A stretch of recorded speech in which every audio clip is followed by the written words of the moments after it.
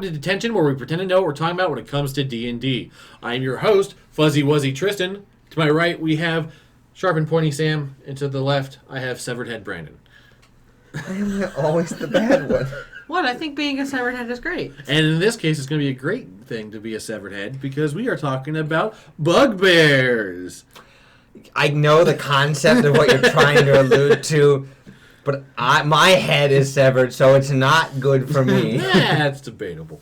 So, we're continuing our delve into the different races of D&D today, and we're going to continue our talks with bugbears. Now, bugbears were usually, in the grand scheme of D&D, they were seen as, they were monsters that you fought. They were fodder to kill. Right. But as time goes on, they started adding more. This is why you can play as goblins, you can play as bugbears, orcs, minotaurs, and stuff like that. They're playable races now, so we're going to talk about the bugbears. The bears of the bugging. Now, when you first hear the word bugbear, do not imagine a bear with a bug face. No. Yes, when I've talked about bugbears, because I've played one, and I actually like the race quite a bit, people go, oh, is it like an insect thing? Like a big old insect? I'm like, no.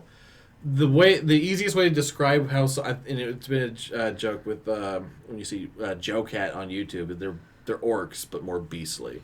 They're fuzzy orcs. They're kind of like, think like bear with like goblin features. Yeah, it stands on two legs. Yeah. So I mean, they're just hideous. Yeah, I don't know exactly where the bug comes from. I think they're cute and cuddly. Oh gosh. Well, we'll get into that. Okay, so for a little bit of backstory of what bugbears are, they're usually things that are in lore as far as monsters that you scare your kids to behave with. You see a bugbear, you'll die. Yeah, if you walk alone in the woods, you'll get strangled from the bushes. Which is such a weird, for how they look and how they act, like strangling. That's the way they're described. Or you're snatched up and you're devoured in the middle of the night. That makes more sense. Well, they've got like those long arms, so all the better to strangle you. Right, and we'll get back to those arms because that is something very specific to them. But yeah, so a lot of the legends, the myths, the horror stories you hear, some of them are based on fact, quote unquote, with bugbears, as with most legends are. They do tend to hunt at night. They do have the longer arms. Sneaky. They're sneaky. They're very sneaky. But they're not as likely to eat, people as they are to eat. Oh, a lone person walking and the child. Nah, not worth it. Yeah. So let's start with something a little bit more lighthearted about bugbears. We tend to say that they tend to kind of be on their own. They don't really go after too many things. They're very rare, I guess we should say. They're spread out in large quantities, and part of the reasons you never see them is because they're lazy. And when I say lazy, 90% of the time a bugbear is napping or sleeping or just being like lazy. a bear in hibernation or like a cat. Yes. They don't do anything. Like, they don't do crafts. They don't do, culture. They don't make things. They just take things. Right. Yeah. They're more known for being bullies. Sleepy, lazy bullies. You wake one up, they're going to be like, how dare you, ugly thing. You're ugly. I hate you. Despite the fact that these guys are these big, strong, fearsome things, they'd rather make someone else do the work. Like, someone's got to dig that hole. Go make Todd do it. Okay, Todd, go do the okay. And even, to the point where even when they're drafted into the wars of other goblinoids, they often have to be bribed to wake up from their naps to actually do some work. They're really your goblin people need you. It should be noted that they are goblin-esque. Yeah. They're part of the goblinoid family, goblins and hobgoblins and bugbears. Wouldn't you think it'd be like bug or bear goblin or goblin bear or something like that. Bugbear. But yeah, it's one of those things where they are extremely lazy. They are often sleeping. They are always hard to get them to unless you make them super angry. And then that's where they're kind of known for being They are ambush predators. They will basically lie and wait, and then once they're triggered, they're fast, they're furious. And then it's over. It's in a flash. It's done. Yes, there's a reason they are quite terrifying, and in those stories that you tell kids how horrible they are, there is a reason behind it. Just imagine a big old furry muscular ugly thing just being like, surprise, dying time. If something came up to me and said dying time, I don't think I'd be terrified. I think I'd be concerned for their well-being. Like, dying time? Really? I feel like I need a character now that's just what they do. Dying time. Like, hello, dying time. What? Whack. But yeah, so they even when they're like roped into armies or anything like that, it's hard to do anything. But there's a reason that they're dragged into these because of their known ferocity and things like that. Yeah. So we talked about how when they're drafted in, they don't want like part of the goblinoid family. They don't even work in families on their own. Right.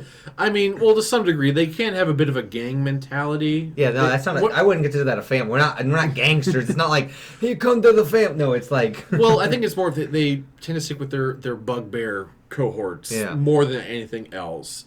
It's not like we're a nice family. It's like, well, guess we'll stick together. And they're typically very small groups, like less than 12. Like not a lot of them. Yeah, like we mentioned, they're very rare and they're just spread out. Like that's why you never really even see them. They're either asleep or hiding. But the gang is pretty tight knit and works pretty cooperatively with one another, especially when they're hunting or bullying other creatures. Yeah, you're gonna keep hearing that word bullying show up a lot. Like it's really what they're known for when you find out actual things about bugbears is that they're bullies. Yeah. They bully lesser races nonstop. Yeah. If you're smaller than it doesn't care for you. Yeah. But at the core, the individual bugbear is pretty selfish. So if things in the group are starting to turn, not so great, the bugbears are going to sort of take things into their own account, whether that means, maybe offing an elder member. Or peacing out. That's what I was saying, like, oh, they're family. Right. Well, these are kind of things where if they are captured and they're getting, by a more powerful force, and they're like, I will use you in my army, they're going to try and escape rather than actually confront anything. Again, How about no? Yeah, Doing a reverse card. Like, yeah, Right. No, sure. Either that or they'll nap the whole time. Who knows? Yeah. But again, with them being so stealth-oriented, they're more likely to escape. Even despite the fact, because, like, we'll bring it up again, they are tall. These are not, like, they're big things. They're not like these little, like, oh, we're goblins. No, they're kind of things. And that are going to try and be like, we're going to sneak out of here. Like, left to their own devices of being, just a small group of bugbears, they don't really have more of, like, a sway or impact on the world than a pack of wolves. Yeah. So when people are like, watch out for those wolves, it's the exact same threat equivalent as a bugbear. Watch out for those bugbears. Like, oh, you could just be, like, loud and obnoxious. The bugbears are going to be like, I don't want to deal with this. I'm going to go nap. Right. Well, because for the most part, bugbears won't even bother you unless they have something significant to gain from you. Like, you really probably could, like, be traveling and then just see a group of bugbears off to the side at, like, a camp. Like, we should probably not go over there. And they look over and go like, don't come over here. They're like, don't you make me wake up from this nap. and then you'll be fine. Yeah. Versus, like, maybe if you have something useful that they need at that moment. Oh, it's like a lot of food. Do you want to hunt? No, I want to nap. That food looks good, dude. This guy is hunting. Now, one thing that I do find very interesting about bugbears is their, like, worship. Their worship of their gods is very interesting. And I know I mentioned that they don't really have much as far as culture goes and art and stuff, but yeah, they have one thing. Their faith, and I even put it in like quotes because they don't even really do them. Yeah, their worship of their Malgan gods, it's very specific. They have two. That's it. Yeah, that's it. Which are brothers, and those brothers are Brandon. Rugek and Grunkel. Cool names. I dig them. Krugik and Grunkel. But they kind of have this sibling relationship, these gods. With Rugik being the elder sibling, possessing like legendary might and prowess in battle. So strong. But they believe that their strength comes from him, whereas Grunkel is where their more cunning stealthiness comes from. So, when you think of bugbears, you think strength and you think sneaky, and that's where they've derived. Terrifying if you think about it. Most races are like, I'm super agile. I'm super strong. We're both. But part of their lore is that because Grunkel granted them with this stealth, in return he sapped their vigor. So the bugbears sleep in his stead while he remains eternally awake. Right, because Grunkel watches over his brother while he sleeps. Right. Let me just make sure that my brother, the big strong guy, is always ready to be. But just think about that as a reason to just nap all the time. If you were just like, no, my god can't sleep, so I have to. So just bless up. Just sleep whenever Pretty you want. good reason. Pretty good excuse to take some Right, naps. and it should be said, the Bugbears are very thankful, for their gods, for the gifts they have, because, especially with something like Grunkle, I think his name was just funnier to say. Grunkle. With Grunkle being the more cunning, the more stealthy, the one that's bestowed these gifts of, just slyness, they see themselves almost a little bit better as far as, like, bludgeoning orcs. Like, if they just, like, oh, you just hit things, oh, you suck. We're more tactful. Screw you. Yeah. Like, they see themselves as better because of these skills that they get. But, however, this is where, the older brother gives them the strength of mind so they can bully the crap out of things. Like, and this sentence here is going to be quote for quote from the book that Bugbears are from, just because it's too perfect. Bullying, murder, and engaging in battles are holy acts for Bugbears. So, by looking at someone and going, "You're weak and dumb looking," their god's gonna be like, "I see you." Respect. It's just like, where's your lunch money, kid? Where is it? Where is it? Give it here. Give me your food rations, huh? Huh? All for my god. Bugbears would be the weirdest paladins. The god, they'd be evil. They'd be some of the evil paladins because their gods are evil, and they just be like, well, I gotta do this for devotion for my god. Give me your lunch money. Can you see like a good party with like a Bugbear paladin being like, oh my god, we gotta get out of this dungeon, there's things chasing us, to be like, well, actually my god needs me to take a nap right now, so... Would you guys take care of that? Gronkle literally came to me in a vision just now and says, I need to sleep for at least 5 minutes. There needs to be like a whole like subclass just for a Bugbear paladin, where the tenants are sleep often. Sleep often. Sleep often. Strangle your foes. Bully. Heads be on spikes at all Spend times. at least 30 minutes a day in the dark. Like, that's the funniest. That'd be hilarious, but so bad for the party. Now they worship the two gods, and they hold those very high in them. They do, however, have Two others that exist because they're goblinoids. Right. But those are the gods of like disdain and fear. We're not gonna say those names. They're very hard. Yes, there's one that they kind of like just hate because this god forced the Bugbear gods to submit to them, and then the other one is kind of like the boogeyman of the Bugbear world that they are more afraid of. So all in all, there's like 4 gods in Bugbear mythology. 2 they love, 2 they don't love, and that's kind of what they believe in. Okay, I feel like we have to at least try and say those 2 names. Okay, So let's see. So MacLeod and Skigaret.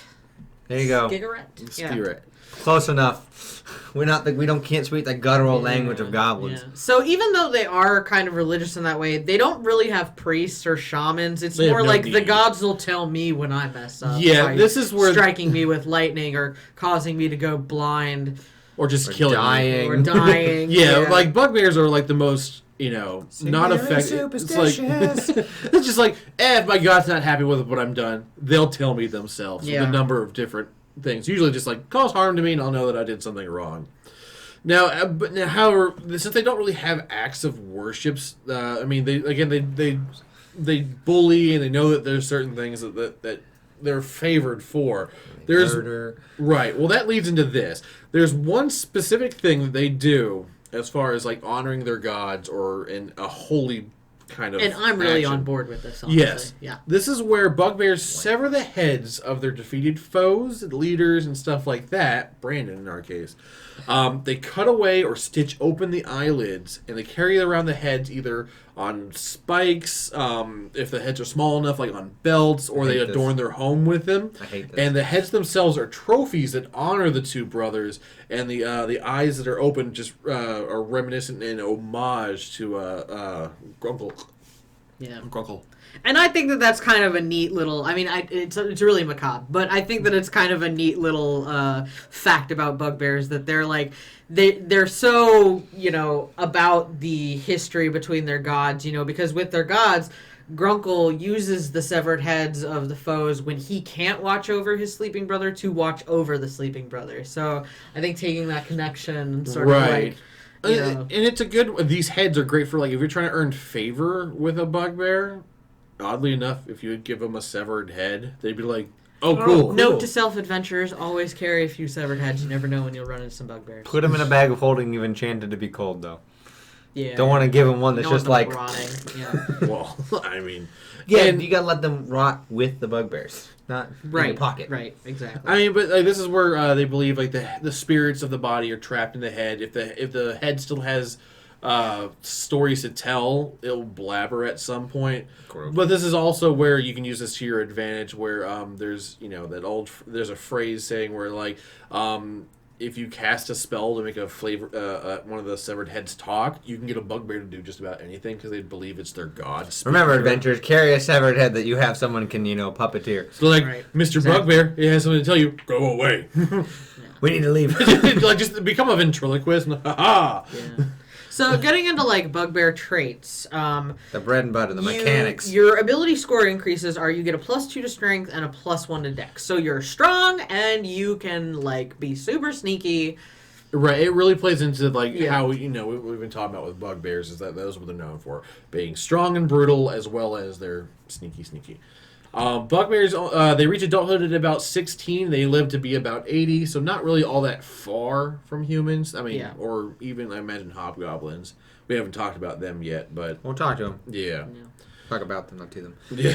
I mean, to we the can talk to them. We've talked to one in our campaign. I mean, we have. Ravascon.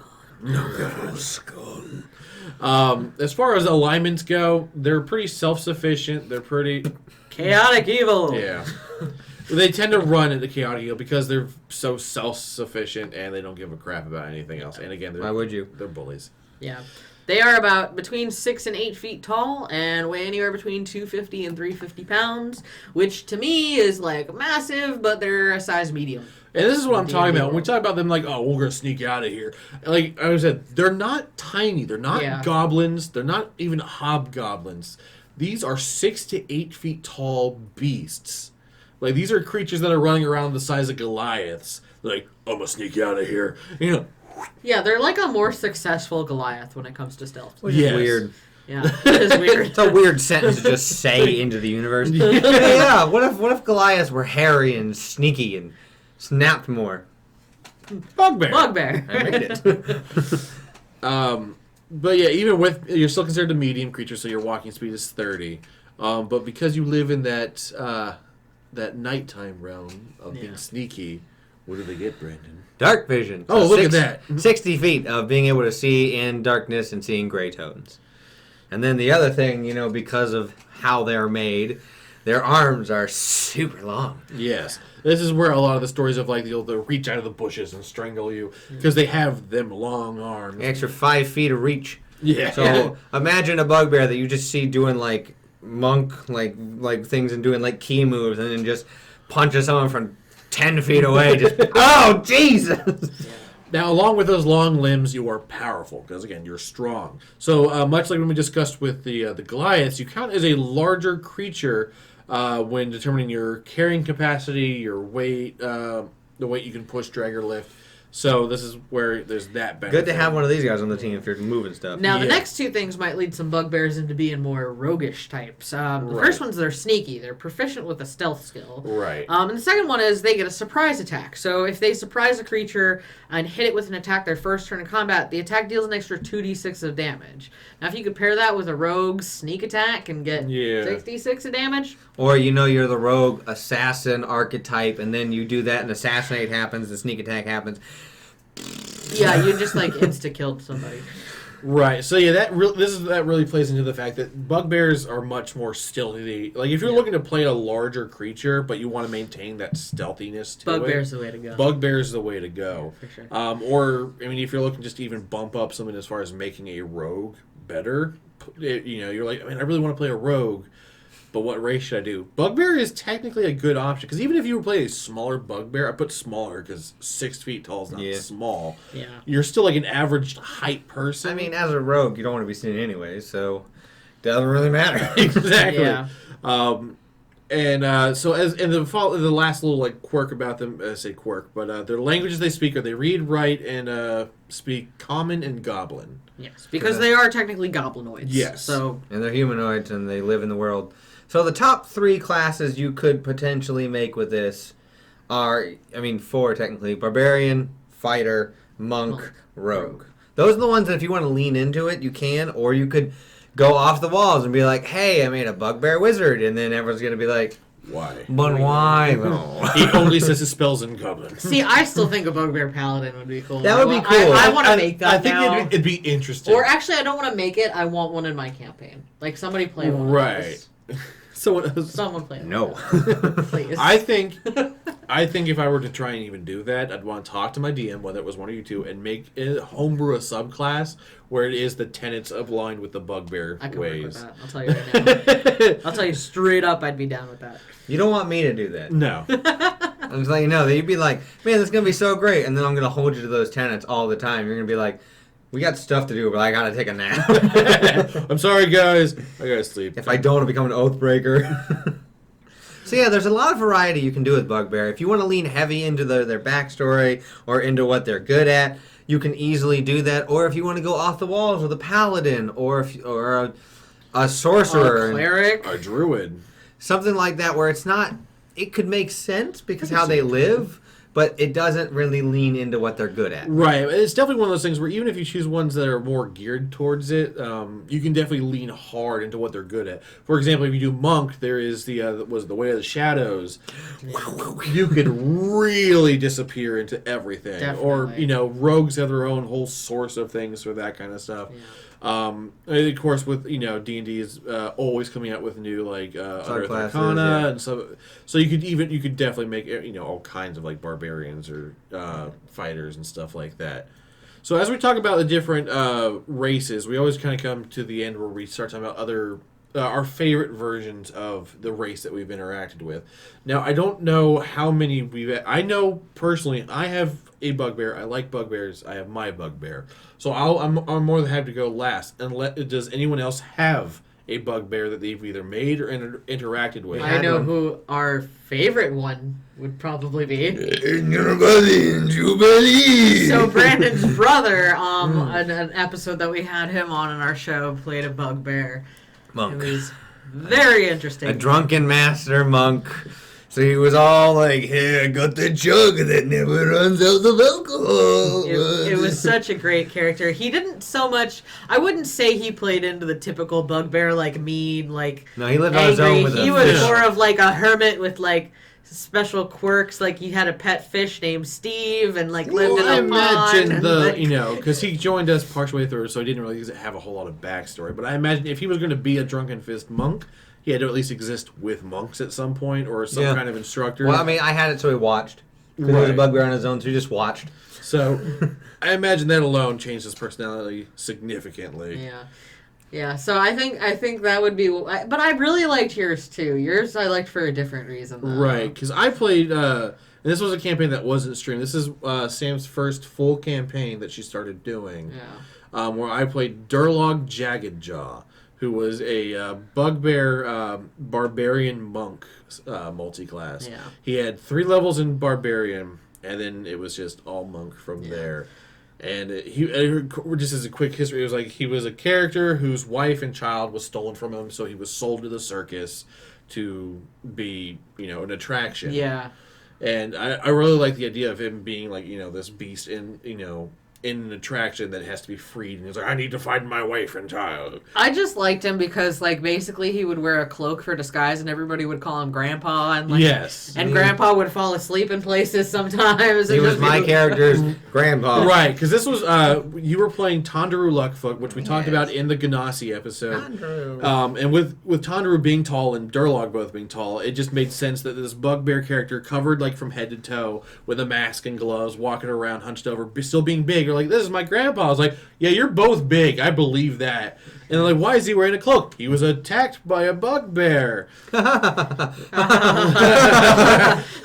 So it was constantly a thing where he's wandering around. He doesn't really speak. Durlog is very quiet. And this was a huge contrast because we had been playing Sorn for so long in campaigns. Hello, I'm Soren. Soren, did you know my name? Soren. To where Durlog was just...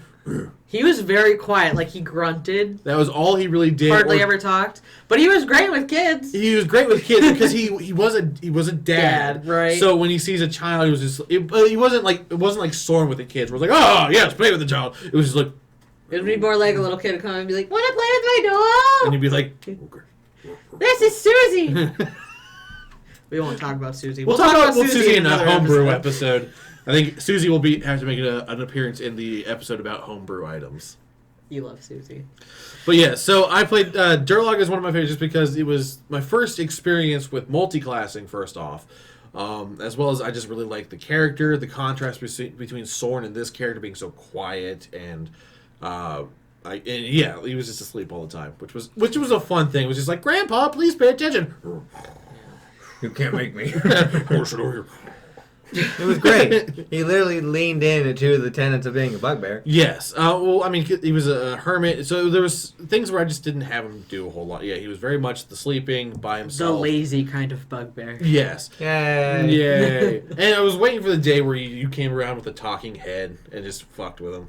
Yeah, we didn't make it that What are you far. doing? Oh, crap, it's a talking We head. unfortunately had to disband that campaign before we got It was put on indefinite hold. It's on a hiatus. Yeah. If anything, we can bring some of these characters back for something else. Yeah, you can just put them into my campaign. Yeah. So, yeah, definitely check out Bugbears. You can make some interesting builds with them. I really like them. They're great fun. for villains. They're great for foot soldiers for villains. If you want to go ahead and make them good.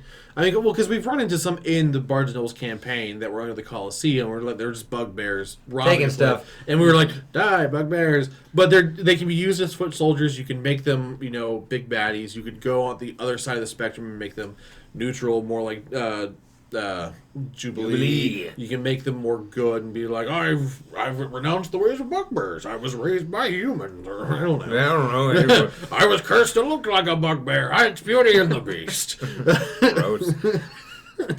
So bugbears are definitely something where they used to be a villain that you would fight to now a playable race, and Now you can be the villain that fights the other villain, people. or you can just take the aspects that you like about bugbears and use them to your end goal, whatever it may be.